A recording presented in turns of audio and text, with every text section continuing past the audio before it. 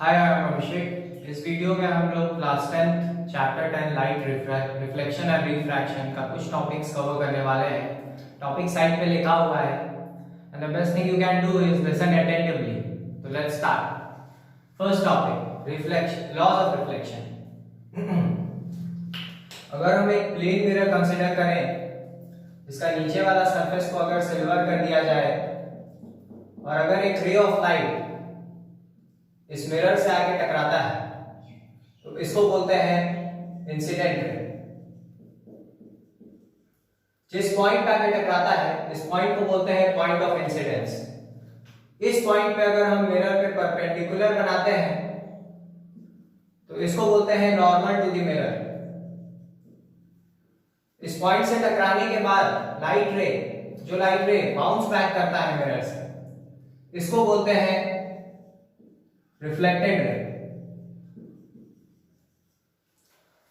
Normal और incident ray के बीच जो एंगल बनता है इसको स्मॉल आई से डिनोट करें तो इसको बोलते हैं एंगल ऑफ इंसिडेंस।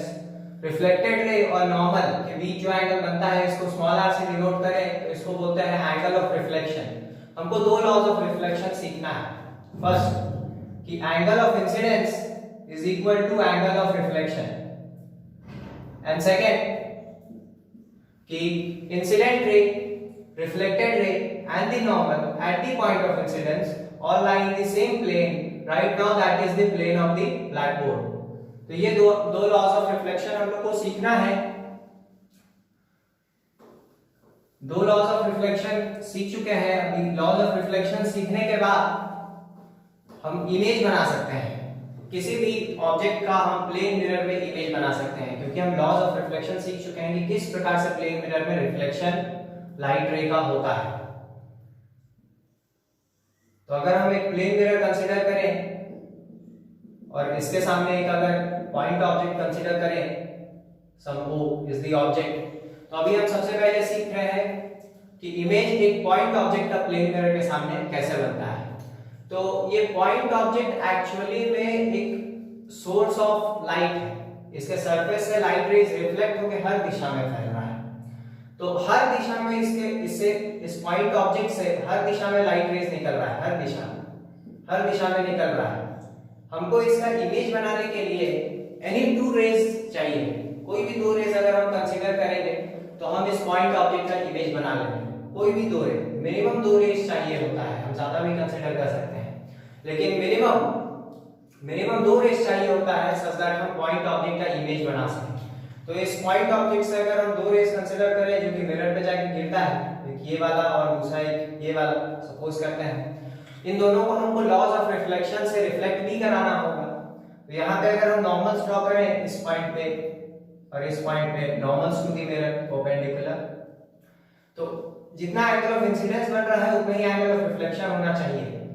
अंदाज से ये रिफ्लेक्टेड रे होगा इस इंसिडेंट रे के लिए और इस इंसिडेंट रे के लिए ये एंगल ऑफ इंसिडेंस है लगभग इतना ही एंगल ऑफ रिफ्लेक्शन। ये होगा एंगल ऑफ रिफ्लेक्शन और ये होगा रिफ्लेक्टेड रे। दोनों रिफ्लेक्टेड रेज को अगर हम बैक प्रोड्यूस करते हैं, पीछे की तरफ खींचते हैं, पीछे की तरफ प्रोड्यूस करते हैं, दोनों रिफ्लेक्टेड रेज को अगर हम बैक प्रोड्यूस करते हैं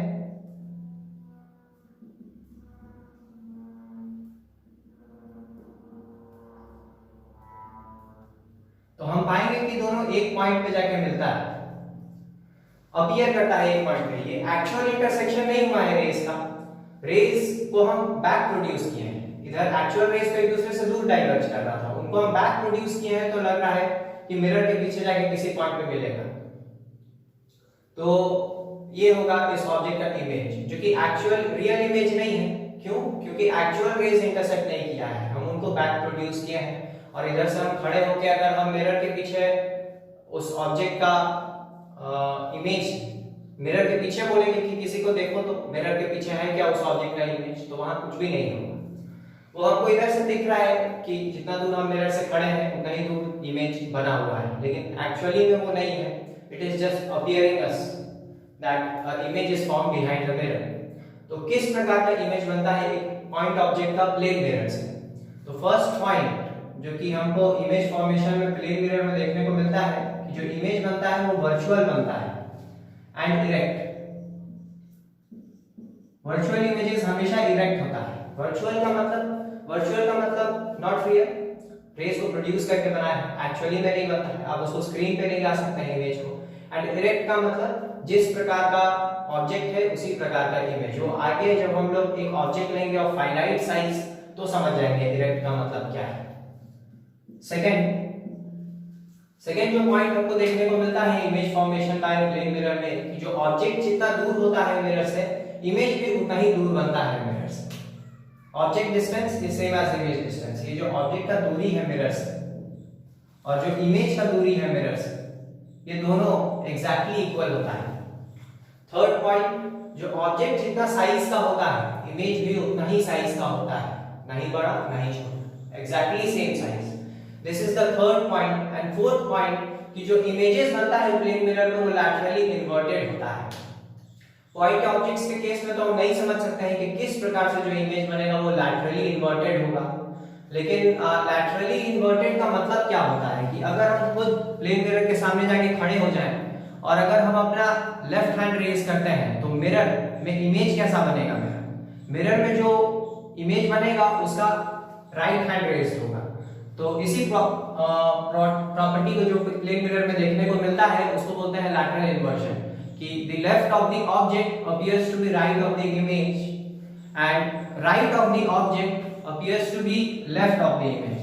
तो इसी प्रॉपर्टी को बोलते हैं लैटरल इन्वर्जन, जो कि हमको प्लेन मिरर्स के केस में देखने को मिलता है। यही चार प्रॉपर्टीज पॉइंट वाइज एकदम आपको एनसीईआरटी में भी मिल जाएगा। अगर आप आईसीएसई स्टूडेंट हैं तो आपकी किताब में भी होगा। नेक्स्ट, अगर हम पॉइंट ऑब्जेक्ट नहीं कंसीडर करके कोई ऑब्जेक्ट कंसीडर करें ऑफ सम फाइनाइट साइज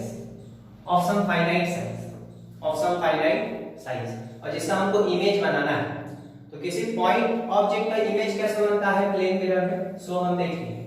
लेकिन अगर अब हम एक ऑब्जेक्ट कंसीडर करते हैं, प्लेन मिरर के सामने एक ऑब्जेक्ट कंसीडर कर रहे हैं, इसको ए बी कह दे रहे हैं, ये कुछ फाइनाइट साइज का है, सपोज अ कैंडल है, तो इसमें ये एक्चुअली में अनगिनत पॉइंट्स का बना हुआ है, इस पे अनगिनत पॉइंट्स लाई करता है। ईच वन एक सोर्स ऑफ लाइट की तरह काम कर सकता है। तो उसमें से हमको किन्हीं दो पॉइंट्स को कंसीडर करना है, क्योंकि आप ध्यान से सुनिए, इसका इमेज बनाने के लिए हमको किसी पॉइंट ऑब्जेक्ट का इमेज बनाना था तो हमको मिनिमम 2 रेज निकालना पड़ा था। 2 रेज, किसी पॉइंट ऑब्जेक्ट का इमेज बनाने के लिए हमको मिनिमम 2 रेज चाहिए होता है किसी पॉइंट ऑब्जेक्ट का इमेज बनाने के लिए। तो किसी ऑब्जेक्ट का जो कि एक इनफाइनाइट नंबर ऑफ पॉइंट्स का बना है, उसमें से हमको कितना पॉइंट्स का जरूरत होगा, कितना रेज निकालना होगा, दैट्स वेरी इंपॉर्टेंट। तो इसका इमेज बनाने के लिए हम 2 खास पॉइंट्स को कंसीडर करते हैं, एक टॉप पॉइंट और एक बॉटम पॉइंट। अगर हम टॉप पॉइंट का इमेज बना ले कि कहीं टॉप पॉइंट का इमेज यहाँ है, अगर अपना रेज निकाल करके, और बॉटम पॉइंट का इमेज बना ले कि बॉटम पॉइंट का कहीं इमेज यहाँ है, तो हम इमेज कंप्लीट कर लेंगे ऑब्जेक्ट का। कॉन्सेप्ट ये है। तो अगर हम टॉप पॉइंट का इमेज पॉइंट खोज ले ऑब्जेक्ट का एंड बॉटम पॉइंट जो है ऑब्जेक्ट का उसका भी इमेज खोज ले, तो हम इमेज को कंप्लीट कर लेंगे। तो एक्चुअली में टॉप पॉइंट का इमेज बनाने के लिए हम उससे 2 रेज निकालेंगे। एनी 2 रेज हम टॉप पॉइंट से कंसीडर करते हैं जो कि मिरर पे जाके फॉल कर रहा है, टकराता है इस प्रकार से। और कोई भी 2 रेज हम बॉटम पॉइंट से भी कंसीडर करेंगे जो कि मिरर पे जाके टकराता है इस प्रकार से। तो पहले टॉप पॉइंट का इमेज बनाते हैं। ये 2 इंसिडेंट रेज है जो कि ऑब्जेक्ट के टॉप पॉइंट से निकल रहा है। यहाँ पे अगर हम नॉर्मल्स बनाए इस पॉइंट पे और इस पॉइंट पे और रिफ्लेक्टेड रेज बनाने का प्रयास करें such that angle of incidence is equal to angle of reflection, and this angle of incidence is equal to angle of reflection। तो इन दोनों रेज को अगर हम बैक प्रोड्यूस करें, पीछे की तरफ प्रोड्यूस करें,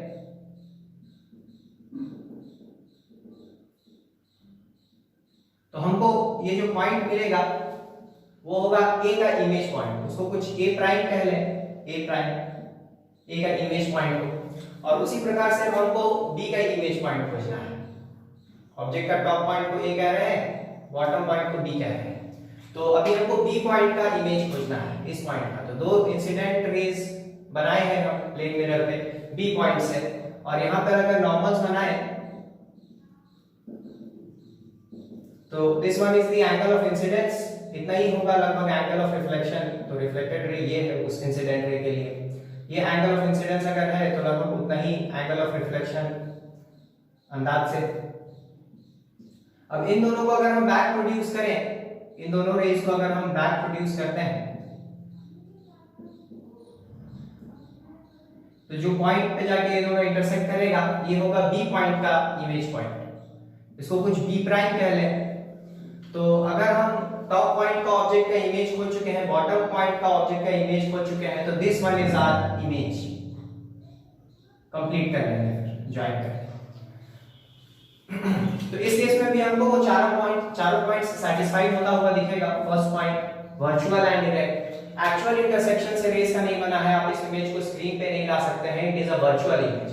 और वर्चुअल के साथ एक वर्ड आता था डायरेक्ट, वो आप आसानी से समझ सकते हैं, जिस प्रकार का ऑब्जेक्ट है बिल्कुल उसी प्रकार का इमेज है, रोटेट नहीं हुआ है, वही मतलब होता है, या इन्वर्टेड नहीं बन गया है, उल्टा नहीं बन गया है, जिस प्रकार का ऑब्जेक्ट है उसी प्रकार का इमेज बनता है।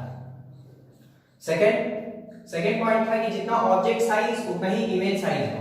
तो अभी थोड़ा सिमेट्रिसिटी के कारण ये थोड़ा छोटा दिख रहा है, ये थोड़ा बड़ा दिख रहा है, लेकिन आप कॉपी में scale, compass, protractor, pencil in सब का इस्तेमाल करेंगे तो एक्चुअली परफेक्ट बनेगा।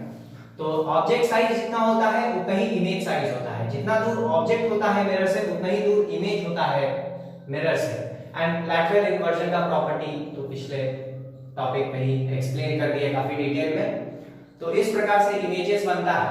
वो पीछे जो बनाए थे that was the image formation by a plane mirror of a point object, and this is image formation by a plane mirror of an object of finite size, some finite length।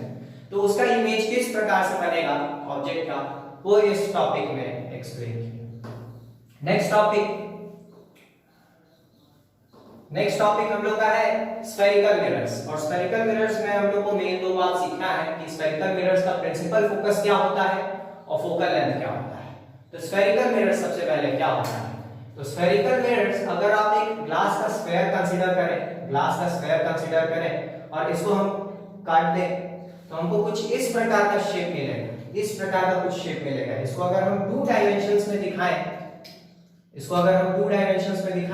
तो कुछ इस प्रकार का shape मिलेगा।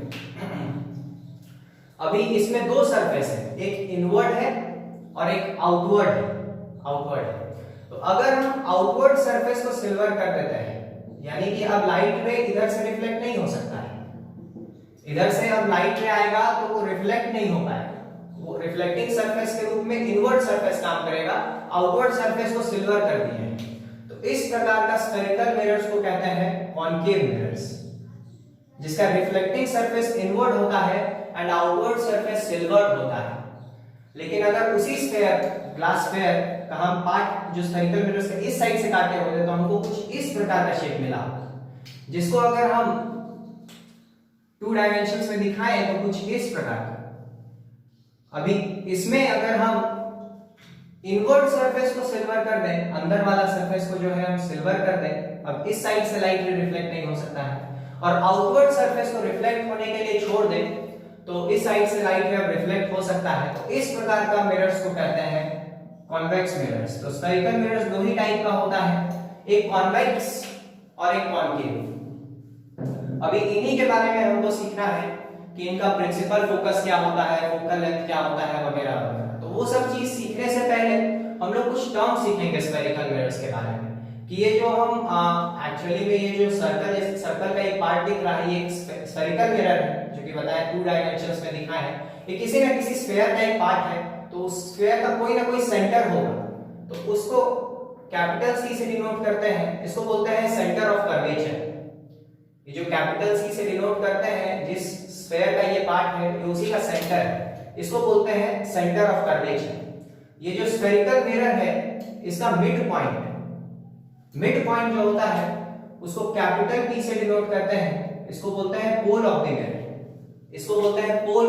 Mirror. जो centre of curvature और पोल को join करता हुआ जो लाइन होता है इसको बोलते हैं principal axis of the mirror. इसको बोलते हैं प्रिंसिपल एक्सिस। सिमिलरली उसके केस में भी होता है, कॉन्वेक्स मिरर्स के केस में, कि इस जो स्फेरिकल मिरर है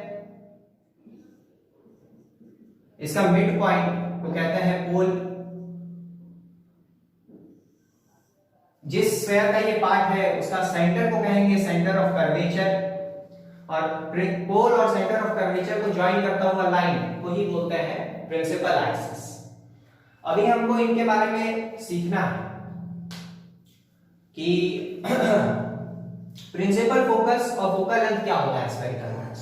तो सबसे पहले कॉनकेव मिरर का, कि कॉनकेव मिरर में वो प्रिंसिपल फोकस कौन सा पॉइंट है।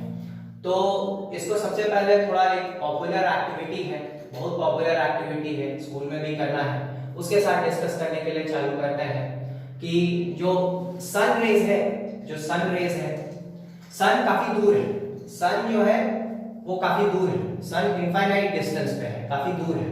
तो उसके सामने अगर हम एक कॉनकेव मिरर रख दें, उसके सामने एक कॉनकेव मिरर रख दें और सामने कॉनकेव मिरर के जस्ट सामने एक शीट ऑफ पेपर लेके चले जाएं और इसको थोड़ा आगे पीछे एडजस्ट करने का कोशिश करें, तो हम पाएंगे कि एट सम पॉइंट जहां शीट ऑफ पेपर रखे हैं हमको जो एकदम पेपर पे सन का एकदम पॉइंट शार्प इमेज मिलता है, पॉइंट साइज एकदम शार्प इमेज मिलता है, क्योंकि जो सन से आता हुआ जितना भी पैरेलल रेज ऑफ लाइट है उन सब को ये कॉनकेव मिरर एक पॉइंट पे जमा कर देता है उस शीट ऑफ पेपर पे, और थोड़ा समय बाद अगर इस प्रकार से हम उसको शीट को रखे रहे तो थोड़ी देर में वो इग्नाइट भी हो जाएगा, जलने लगेगा, क्योंकि सारा सन रेज जो आ रहा है वो एक ही जगह पे जमा होकर वहां पर काफी ज्यादा इंटेंसिटी है लाइट रे, तो धीरे थोड़े ही समय में वहां पर वो शीट ऑफ पेपर जलने लगेगा।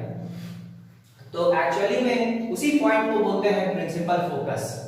अब रे डायग्राम से समझते हैं कि अगर हम कुछ रेज ऑफ लाइट कंसीडर करें जो कि parallel to the principal axis mirror से टकराने के लिए आ रहा है, parallel to the principal axis mirror से टकराने के लिए आ रहा है, any number of light rays जो कि parallel to the principal axis mirror से टकराने के लिए आ रहा है, तो जो रिफ्लेक्शन के बाद जो कॉनकेव मिरर है वो इन सारा लाइट रेज को जो कि parallel to the principal axis आ रहा है उन सभी को रिफ्लेक्ट करके वो सब ऐसा ऑब्जर्व करने में आता है एक्सपेरिमेंटली कि वो सारा एक ही पॉइंट से पास करता है, रिफ्लेक्ट होने के बाद सारा का सारा जो है वो सारा एक ही पॉइंट से पास करता है।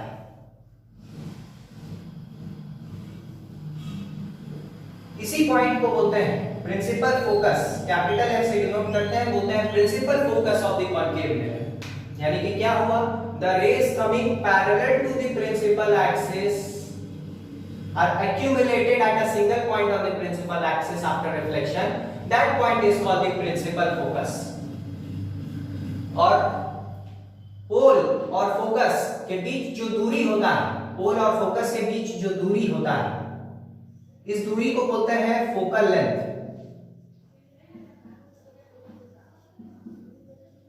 और पोल और सेंटर ऑफ कर्वेचर के बीच जो दूरी होता है इस दूरी को बोलते हैं radius of curvature.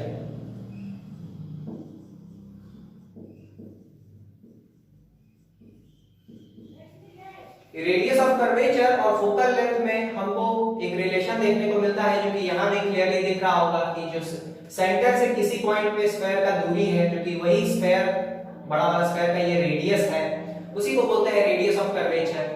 Radius of curvature और फोकल लेंथ में हमको एक खास संबंध देखने को मिलता है क्योंकि ये जो फोकस है ये सेंटर ऑफ कर्वेचर और पोल पे लाई करता हुआ एकदम मध्य पे लाई करता है, बीचों बीच पे लाई करता हुआ वो पॉइंट आता है। इसीलिए जो रेडियस ऑफ कर्वेचर होता है जिसको कि कैपिटल आर सिंबल से डिनोट करते हैं और फोकल लेंथ जिसको कि स्मॉल एफ सिंबल से डिनोट करते हैं, इन दोनों के बीच ये रिलेशन होता है कि radius of curvature is 2 times the focal length. यही रिलेशन होता है इन दोनों के बीच।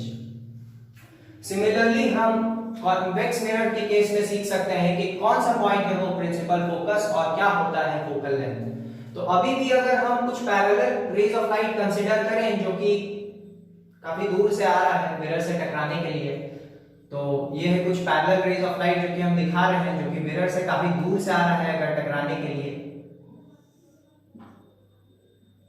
तो ये सारा इस प्रकार से इस केस में डाइवर्ज करेगा, इस प्रकार से इस केस में डाइवर्ज करेगा अवे फ्रॉम द मिरर, इस प्रकार से डाइवर्ज करेगा सच दैट अगर हम उनको बैक प्रोड्यूस करें तो वो सारा का सारा एक ही पॉइंट से जाके पास करेगा। अगर हम उनको बैक प्रोड्यूस करें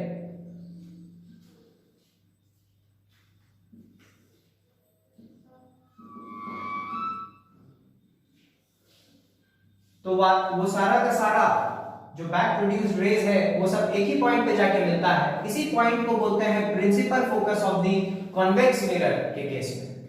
और जो पोल और फोकस के बीच का दूरी होता है उसको वही बोलते हैं फोकल लेंथ, और जो पोल और सेंटर ऑफ कर्वेचर के बीच दूरी होता है उसको वही बोलते हैं रेडियस ऑफ कर्वेचर। जो और अभी भी रिलेशन वही होता है, centre radius of curvature is equal to 2 times the focal length. तो कॉन्केव मिरर, कॉन्वेक्स मिरर्स के केस में वो फोकस, प्रिंसिपल फोकस कौन सा पॉइंट है? तो जैसे हम मिरर के सामने खड़ा होकर देखें तो हमको ऐसा अपीयर करेगा कि मिरर के पीछे कोई पॉइंट है, एक पॉइंट सोर्स ऑफ लाइट है जहां से ये सारा रेज ऑफ लाइट निकल के मेरे तरफ आ रहा है। मिरर के पीछे एक पॉइंट सोर्स ऑफ लाइट है जहां से सारा रेज ऑफ लाइट निकल के मेरे पीछे मेरे सामने की तरफ आ रहा है। तो उसी पॉइंट को बोलते हैं principal focus in case of convex mirrors. तो दोनों चीज सीख चुके हैं जो इस टॉपिक में सीखना था कि what are spherical mirrors, principal focus क्या होता है, फोकल लेंथ क्या होता है, उनके बीच रिलेशन क्या होता है। तो अब हम लोग आगे और एक बात छूट गया कि अपर्चर क्या होता है, स्फेरिकल मिरर्स का अपर्चर क्या होता है। तो ये जो आप स्फेरिकल मिरर्स कंसीडर कर रहे हैं, जैसे अभी इसको आप कर दे रहे हैं, छोटा सा बात है, स्फेरिकल मिरर्स का सब कुछ तो सीख लिए, एक वर्ड एक term aperture. What is aperture of a spherical mirror? तो कॉन्केव मिरर्स के केस में चाहे कॉन्वेक्स मिरर्स के केस में ये जो डायमीटर होता है स्फेरिकल मिरर का, ये इसको बोलते हैं aperture of the spherical mirror. इसी का लेंथ को बोलते हैं aperture of the spherical mirror, इसको बोलते हैं, इसी लेंथ को बोलते हैं। तो हम स्फेरिकल मिरर्स इस प्रकार से चुनते ही हैं सच दैट उनका जो अपर्चर है और जो आर्क लेंथ है वो लगभग सेम होता है।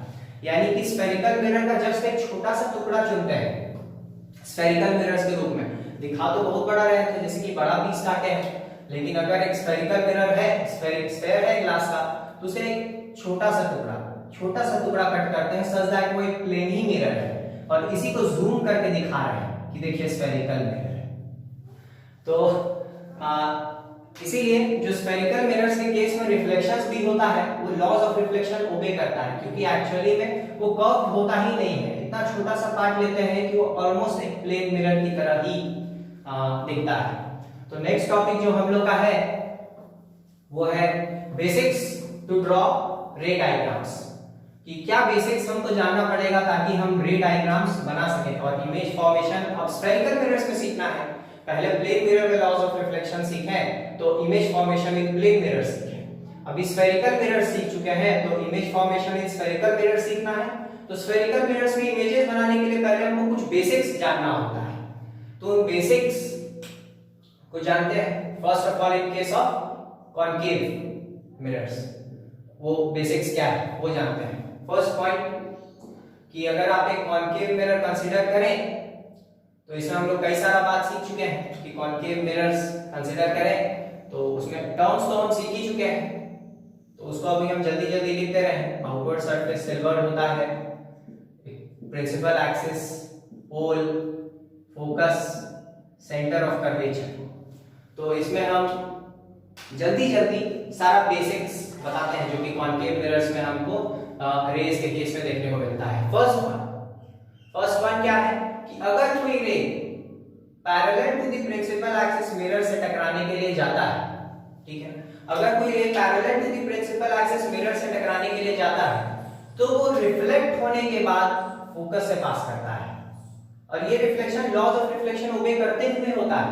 यहां पर इस जगह पे आप नॉर्मल टू द मिरर बनाएंगे तो वो सेंटर ऑफ कर्वेचर से पास करेगा, तो वो सेंटर ऑफ कर्वेचर से ही पास करेगा। यहां पर नॉर्मल टू द मिरर बनाएंगे तो वो सेंटर ऑफ कर्वेचर से पास करेगा और यहाँ पर इस प्रकार से ही रिफ्लेक्शन होता है such that angle of incidence और एंगल ऑफ रिफ्लेक्शन ये दोनों बराबर मेंटेन होता है।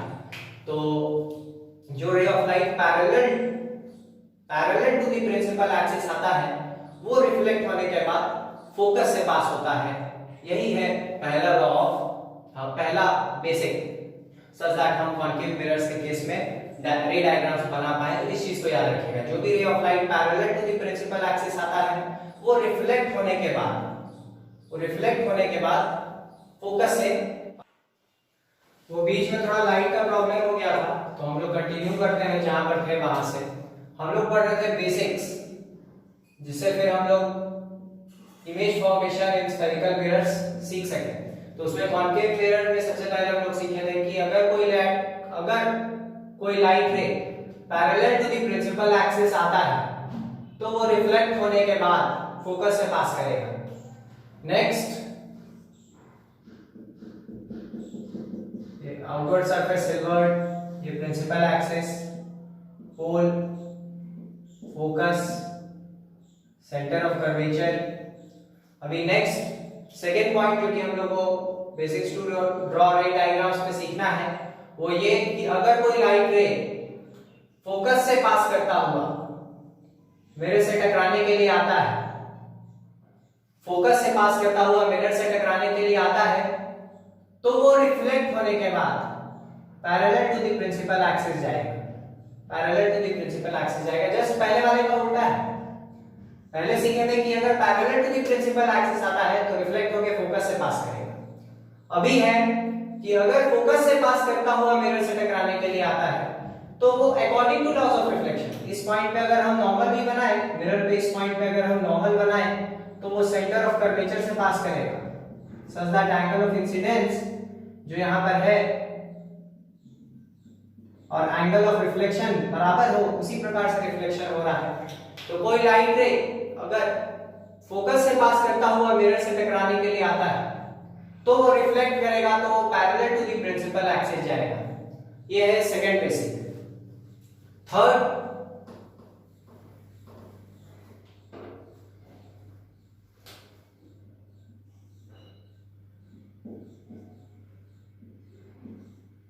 कि अगर कोई लाइट रे सेंटर ऑफ कर्वेचर से पास करता हुआ मिरर से टकराने के लिए जाता है, अगर कोई लाइट रे सेंटर ऑफ कर्वेचर से पास करता हुआ मिरर से टकराने के लिए जाता है तो वो बाउंस बैक करेगा। बाउंस बैक क्यों करेगा? क्योंकि जब भी सेंटर ऑफ कर्वेचर से लाइट रे जो है वो पास करता हुआ मिरर से टकराने के लिए जाता है तो मिरर पे नॉर्मली इंसिडेंट होता है तो वो बाउंस बैक करता है। क्यों बाउंस बैक करता है नॉर्मली इंसिडेंट होने के लिए? उसको हम लोग एक सिंपल केस लेके समझ सकते हैं कि अगर कोई लाइट रे प्लेन मिरर में इस प्रकार से परपेंडिकुलरली आके टकराता है, नॉर्मली इंसिडेंट होने का मतलब जो लाइट रे है वो मिरर के साथ 90 डिग्री एंगल बना रहा है। तो इस पॉइंट ऑफ इंसिडेंस पे अगर हम नॉर्मल बनाते हैं, नॉर्मल टू द मिरर, तो इंसिडेंट रे के अलोंग ही होगा। तो इंसिडेंट रे और नॉर्मल के बीच एंगल 0 डिग्री है।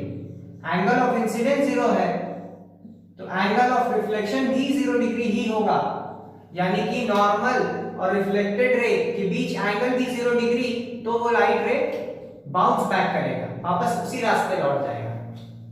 तो जब भी लाइट रे नॉर्मली इंसिडेंट होता है तो वो बाउंस बैक करता है। तो जो थर्ड केस हम लोग सीख रहे हैं, जब जो इंसिडेंट लाइट रे है वो सेंटर ऑफ कर्वेचर से पास करता हुआ मिरर से टकराने के लिए जाता है तो वो बाउंस बैक करेगा, क्योंकि इस केस में वो नॉर्मली इंसिडेंट होता है मिरर पे। और फोर्थ हम कोई जनरल वाला ले सकते हैं सच दैट कोई लाइट रे ऐसे ही आता है जनरली और मिरर किसी पॉइंट पे टकराता है, सच दैट पोल पे ही मान लेते हैं टकराता है।